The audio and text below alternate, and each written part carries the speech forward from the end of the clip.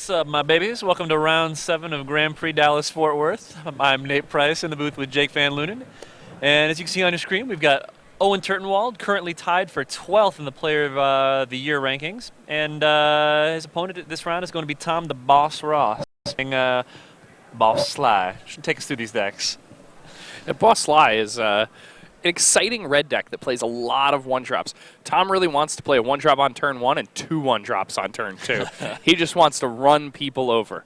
And, you know, it can be really hard for a deck like Owen's to keep up when Tom's deck is just playing all these threats so fast. Luckily for Owen, he got to be on the play this game, but, didn't find that third land and doesn't have anything that costs 2 mana. It's looking like Tom's just going to be able to run him over this game. It's a nice early start, too. That Fire Drinker Satyr into an off-the-chain Gorehouse Chainwalker. Both of them smash in. Looks like he's going to be able to explode out this turn with a Burning Tree Emissary, power into something else as well. So, yeah, this is quite the start from Tom. He's currently representing 3, 4, 5, 6, 7, 8, 9 base damage on the table right now, and Owen again fails to find that third land. Looks like we're going to very, very quickly be headed over to game 2. And Tom actually missed a point of damage there. He could have pumped the Fire Drinker Satyr. Yep.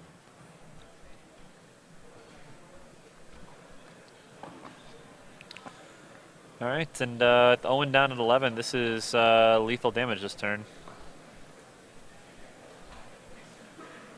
Oh, that's even more lethal damage this turn. All right, so about 45 seconds into this round, Tom has taken a 1-0 lead over Owen Turtenwald. Yeah, I mean, that's what this one-drop red deck is designed to do. Exactly. Now, an interesting thing we saw there at the very end of the game, we really didn't get enough time to talk about it, but Tom chose to use his Titan Strength during his upkeep to pump his creature on that turn. Yep. When your opponent's tapped out, that's a pretty wise thing to do. You can Titan Strength during your upkeep, and then not only if you were planning on doing that anyway, that's great, and then you actually get to set up your draw step for the turn, which could be another Titan Strength. As it was right there. Yeah. All right, well, let's see. Owen's got a few cards that are going to help him out after sideboarding. Those 2 Farika's Cures in his sideboard are going to be very, very important here. Definitely. Some early creature removal and ability to gain some life. I'd imagine that other Doomblade comes in as well, just whatever he can get to stem the tide. Beyond that, this is compared to the last match where we saw Duress was a very likely card to come in. His opponent, last round we got to see a mono red deck, the burn deck actually, against the mono black. Duress is a little stronger than it is here. Most of Tom's creatures, or most of Tom's threats are creatures, so Duress likely going to sit in the board still. Beyond that, it's really those 3 removal spells I can see coming in from Owen's deck. Not quite the same. Looks like Tom's got a few cards also that are going to be pretty good in this matchup. A couple of Skull Cracks, which we saw are very strong against this mono black deck. Anything else in Tom's sideboard stand out to you as far as cards that might come in? I mean, I really like Tom's sideboard. I think he's probably going to bring in the 1 Mutavault. Yeah. Yeah. So 1 Mutavault, 2 Skullcrack for 3 Madcap Skulls. Seems about right. Yeah. A Crone Crusader, the other one make it in. The ability to both generate creatures against. We saw Desecration Demon be incredibly important, and he doesn't have. Also the active. Yeah, but Desecration Demon's not really as important against a deck like Tom's, where he's got threats to overwhelm. Yeah, he just he can sacrifice. He's got a board. Fair. The whole time. It's not like the burn deck where that thing just comes down and you have to use 2 or 3 cards to deal with it. Good point. With Tom's deck, his opponent plays Desecration Demon. He just attacks his opponent with all of his creatures, and hopefully they're dead. What about Active Treason? Do you like that card coming in out of the board, or is that something that don't generally care about? I mean, if you manage to get it on a Desecration Demon when that's your opponent's only creature. Yeah, I mean then it's very good. Desecration Demon is the best scenario for that here, but probably. I don't know. Maybe you do bring in the Active Treason. This is, again, a very interesting deck. This is actually a very exciting tournament. We're seeing many decks that we have not seen a lot of. No, it's very. And just 2 weeks ago, we had a Standard Grand Prix, right across the border. Yep. And I mean, there's a whole bunch of. The best part is these are all in addition to being decks. These decks have all been around. Like we've seen them at the tournaments, but they just never quite pushed their way through to like get into the upper levels of upper finishes. And so a lot of these have kind of been sitting, like just waiting for their opportunity to get through. So it's been kind of nice to actually, when we're seeing them succeed, sitting at X1, XO. I don't want to, come out and say that this is like a changing of the guard or anything in this format. It's just again, goes to demonstrate the depth that actually exists within the standard format currently. Yeah, I think it's deceptively deep. As are you. Man. All right, well, the players are shuffling up, getting ready to go for game 2, while their opponents or the players sharing the feature match area with them right now are probably deep embroiled in their game 1 still. I can't imagine anything would go nearly as fast as that first game did for them. Oh, yeah, I mean, that's a game where Owen stumbled and Tom had a pretty good draw there, too, so. All right, looks like both players are willing to keep this hand. So Owen on the play first, very important in this matchup. Rakdos Cackler, pretty good one. Can't even get Doombladed. Nope. Can't get ultimate priced.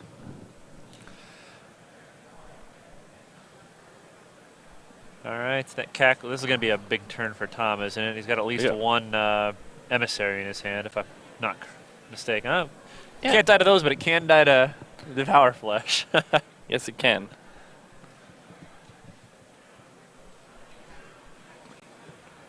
All right. So Burning Emissary into Foundry. Set a Foundry Street Denizen. Yep. Okay.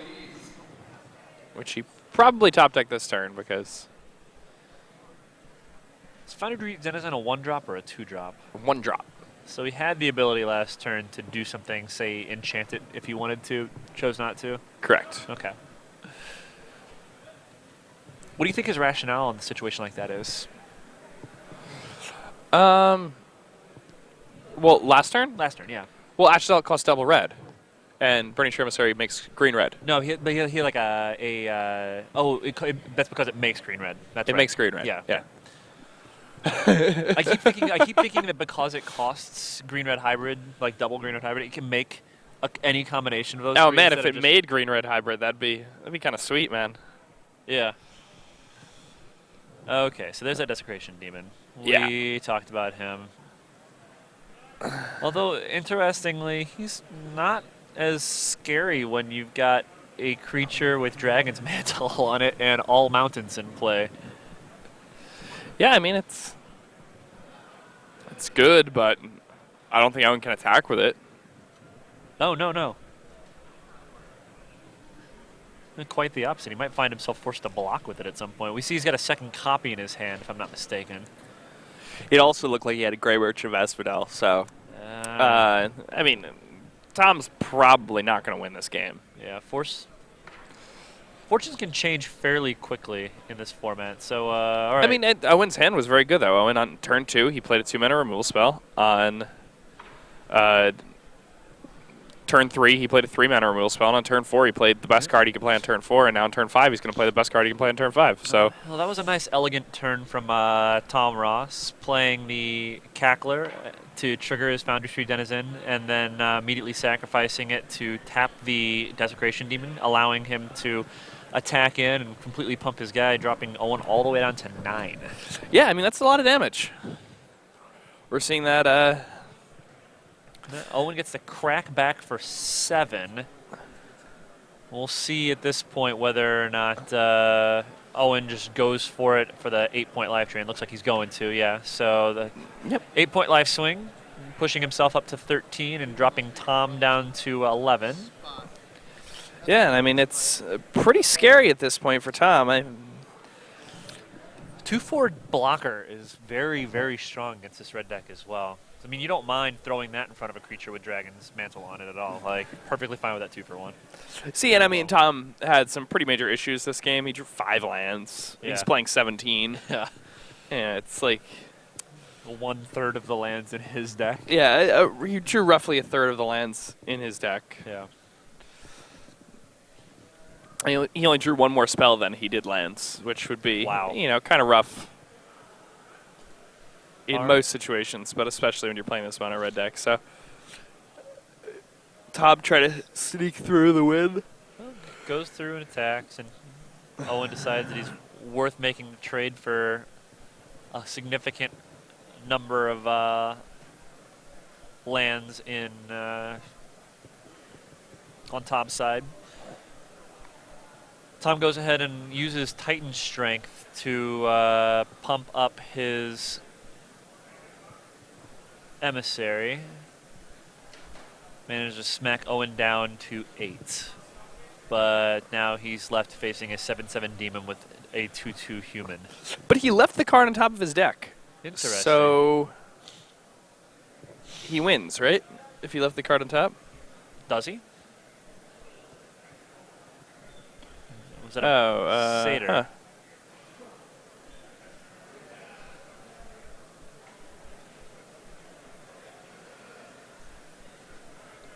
All right, so Owen goes to make a pack rat in response after blocking so that he could trade his original one, but Shock kills the new copy, shrinking the original pack rat back down to 0-1 and allowing him to block. After combat, Tom goes ahead and drops in the Fire Drinker Satyr that he left on top in order to tap down the Desecration Demon. And with Owen having a Devour Flesh in his hand, looks like... And another demon, right? Yeah, I think that's another demon. Yeah, it looks like the boss may be done this game. Thinking about what to do.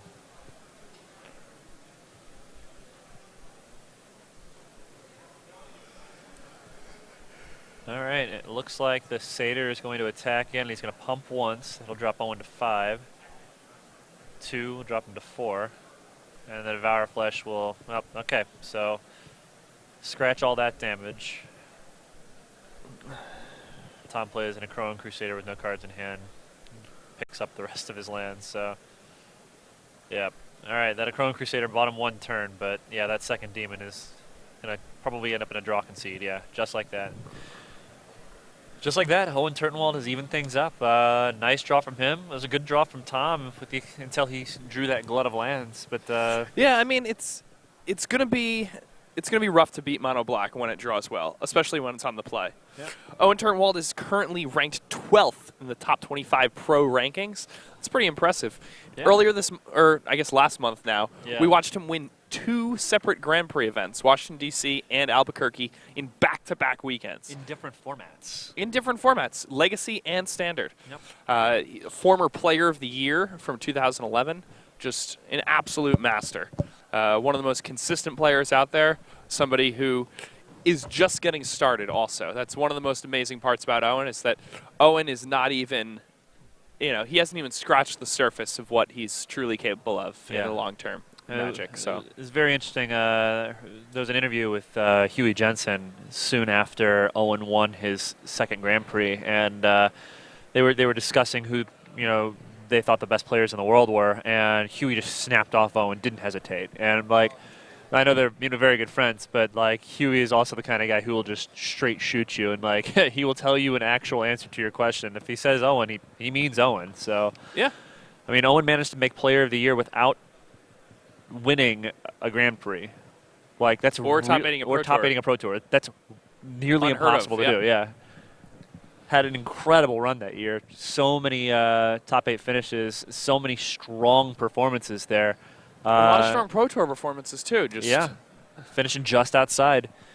He attributed a lot of it to the fact that he was getting the opportunity to play with the Channel Fireball guys. He's really embraced it. He does a lot of work, and he believes that his work with all of them, since everybody's such a strong player, it's made him a better player as well. And as long as you are actively seeking out ways to improve your game, you're going to improve. And that's what he's done. He takes the criticism. He admits he's referred to himself in the past as the luckiest Magic player in the game right now, understanding that in addition to playing well, he's been very fortunate to this point. But I mean, he works for it.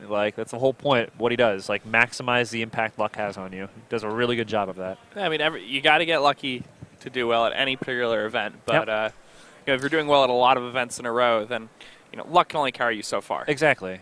Exactly. Yeah. You can be the luckiest guy in the world, but if you lock yourself in a barrel and go over the edge of Niagara Falls 20 times, something's going to go wrong. It only takes one, man. Yeah.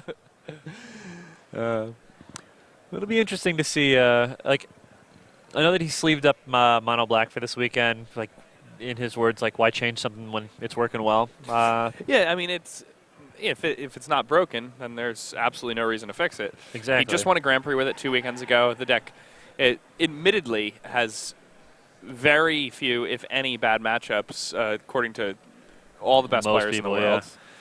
yeah. It just has that Jundy feel. You know, you have disruption, you have removal, you have powerful effects, you have life gain, you have inevitability.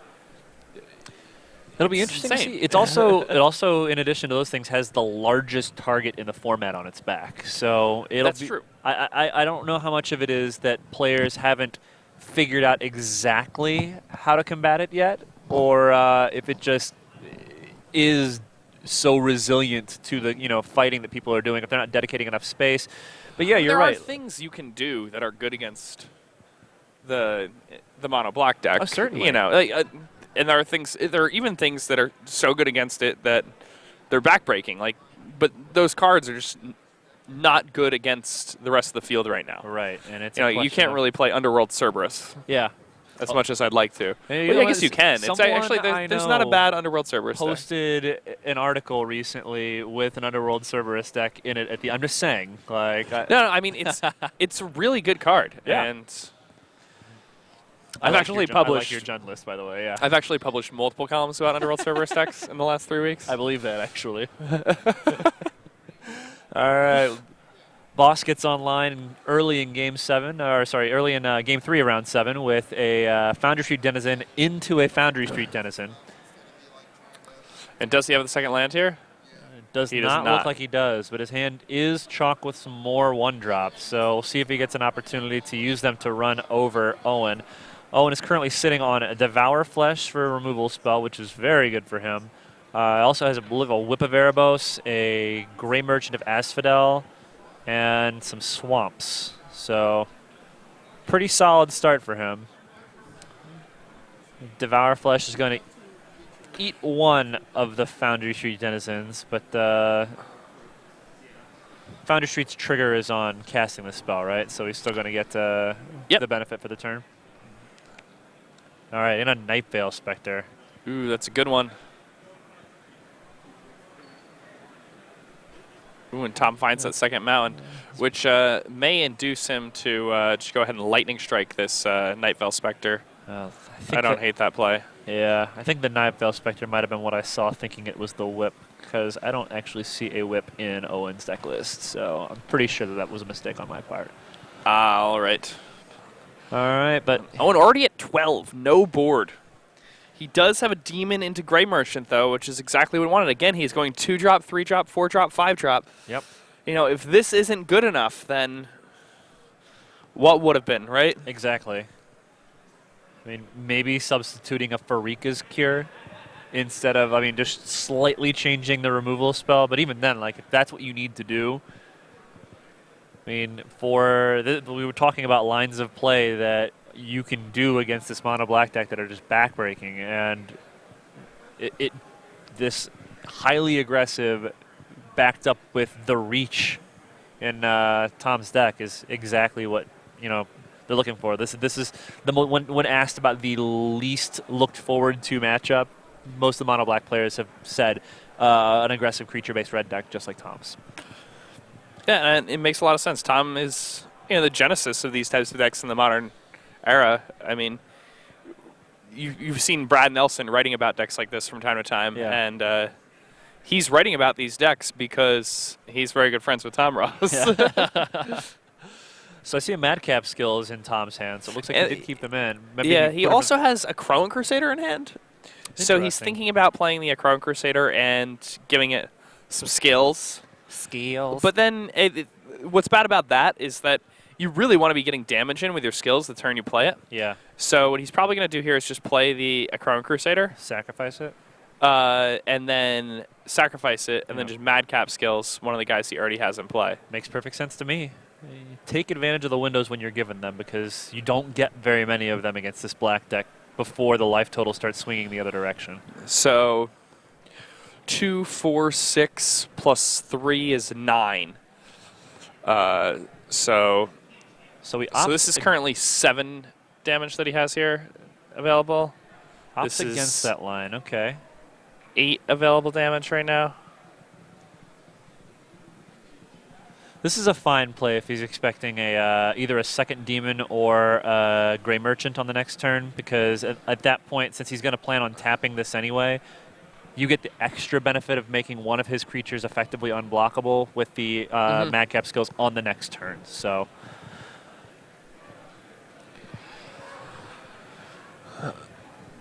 it's pretty good. But Owen does have the Gray Merchant, and he's going to need to do that right now. Brings him back up to 9. Is that still lethal on the next turn, though? I think it is, isn't it? With that Madcap skills, it may be. Madcap skills on the 3-powered creature. And no, then it's not lethal.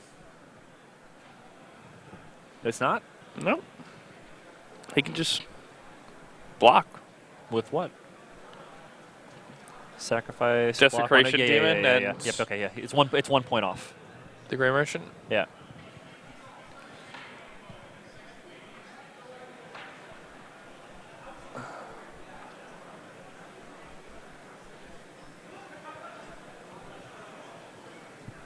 It might have actually. What does the trigger on Boundary Tree Denizen do? It pumps itself? Yeah. Yeah, okay. All right. So Tom has Madcap skills and a brand new card in his hand. If it is a 1-drop creature, that is the game. If it is not... He does play a lot of 1-drop creatures. I'm assuming it's not. It looks like it was another mountain. Ooh, jeez. Tom's... It's kind of rough that he was stuck on one land for the first couple turns when it matters, and now that they're irrelevant and do nothing, he draws a bunch of them. Yeah, and this is the Pretty worst. bad timing. Oh no! Being he's not going to get many windows like this to actually finish this game off. It's not like the game is sealed right here by any stretch of the imagination, but this does make things immensely more difficult. Still, this attack right here drops Owen down to 6. So, or down to 3 rather. No, I'm sorry, that's what I meant. Down to 3. So he puts Owen needing to have something before, or he dies again on the following turn. And as we can see, Owen does have another Night Veil Spectre that he drew. And what he needs is a Gray Merchant. Yeah, ultimately. Night Veil Spectre would do for a turn, though, giving him the ability to double block. The double block. But then if he does so, then Tom can just, draw anything. Well, Tom can attack him with everything this coming turn. Which is still not lethal, right? Oh, wait, it would be because... Yeah, okay. So life in zombie. Yeah, so he would be able to sacrifice his... sacrifice his emissary and attack with his team. Let's see. Tom just dropped his cards again. What did Tom draw? I didn't see. A magic card. Okay. So here Owen's either dead or going to win the game, right? Yeah. Owen's representing a removal spell or something with that 3 open mana. Also representing, potentially nothing, but... Yeah, or maybe not. I think this game may actually be closer than we're giving it credit for. Oh, he has Fire Trigger Satyr? So he just... Oh, but if Owen has any removal spell, then... He's dead. Yeah. He's dead. And Owen can have a removal spell. That's... Yeah. Not unreasonable at all. Nope. In this situation, you just go for it, or do you not? I think you just go for it. He's got, Owen only has, they have 2 cards in hand, I think. So attack, sacrifice, send his team. I Would like be sacrificing lethal. the emissary. Yeah. I mean, sacrificing the newly recruited satyr. I think I'd rather sacrifice the emissary because the satyr actually attacks for 3. Okay, so Not he this decides turn to go it with you. doesn't, though. Yeah. And Owen's holding 2 Desecration Demons, and that's not good enough. All right. Tom goes ahead and takes it down. A scary turn. Yeah, if Owen has any removal spell there, that is a completely different story. Yeah, that could have been a very different game. So I believe we may get a chance to go over and check out the status of the other game, again, which features Seth Manfield against James Black. Cool. Manfield is playing blue-white control, similar to the versions we've seen run in a couple of previous rounds today. You see him on the left-hand side there. On the right-hand side, we have a mostly white Boros deck. Yeah, James Black playing a Boros deck that is splashing for Boros Charm, or a mono-white creature deck splashing for Boros Charm. His name lied to us. Yeah. How dare he play Boros when his last name is Black? Oh, this looks like quite the battle, though. Manfield's got a large number of soldier tokens in play off of that Elspeth, who's already up to 7 counters. And looks like Black is sitting behind the 8-ball a little bit.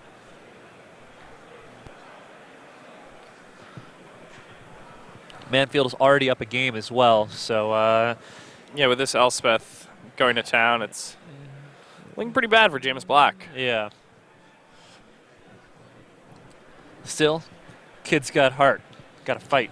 Yeah, he's 6-0 here. All right. Well, Seth doesn't mind lining up a whole bunch of his tokens to sweep James's board, knowing full well that he's going to be able to just replenish them coming turns with Elspeth. Yep. I like that James is tapping his lands in that nice 45-degree angle, exactly as the original tap symbol on the cards would have you do.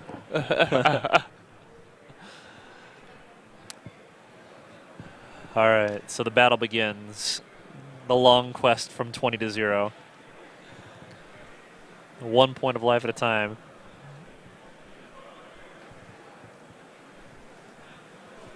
All right, the Supreme Verdict to completely wipe out his hand. I don't believe James has got any more cards in hand either. I think he's just got that Precinct Captain on top of his deck.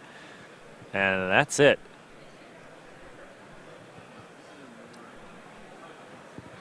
Yeah. A perfectly reasonable looks card like, to have there. This looks like it's not really that close anymore at this point. All right, so what's my pile? Do I take the double Supreme Verdict or the Sphere? I think you're Yeah. going to take the Sphere here. Yeah. Your opponent's got no cards in hand, 1 creature on top of his deck that you don't particularly care about.